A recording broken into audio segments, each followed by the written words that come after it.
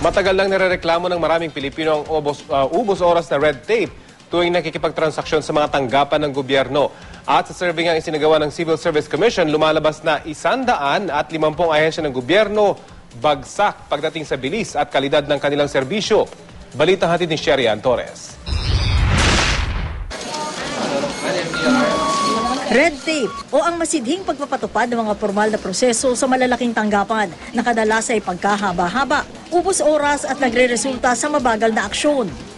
Red tape, isang realidad lalo na sa mga gobyerno sa buong mundo.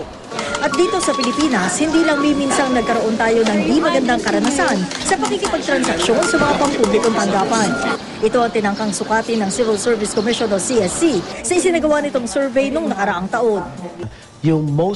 Yung high density, most complained of agencies. Yun yung mga natanggap namin ng mga reklamo sa amin hotline. Based on this, pinili namin kung sino yung top 10 muna. Nakasentro ang tanong sa serbisyo, kalidad at bilis ng pagganap sa tungkulin at sa satisfaction ng publiko sa ibinigay sa kanilang serbisyo. Sa halos 600 sinuring tanggapan, 150 ang pumagsak. 70 naman na nakakuha ng acceptable mark. 300 ang nabigyan ng good rating, habang 50 lang ang excellent. Paglilinaw naman ng CSC, karamihan dito yung kakulangan ng Citizens Charter. Hindi naman siya dahil may fixing activities, hindi naman otomatiko na dahil bumagsak, corrupt. Kasama sa mga bumagsak na ahensya ang 27 branch ng Government Service Insurance System at 8 branch ng Bureau of Customs. Ang Presidente at General Manager ng GSIS na si Robert Vergara, tanggap naman daw ang nakuha nilang marka sa 2012 report card survey. Sabay sabing aayusin daw nila ang kanilang mga sistema. The passing mark is supposed to be 70. I don't want 72, 73. I want us to be in the 80s.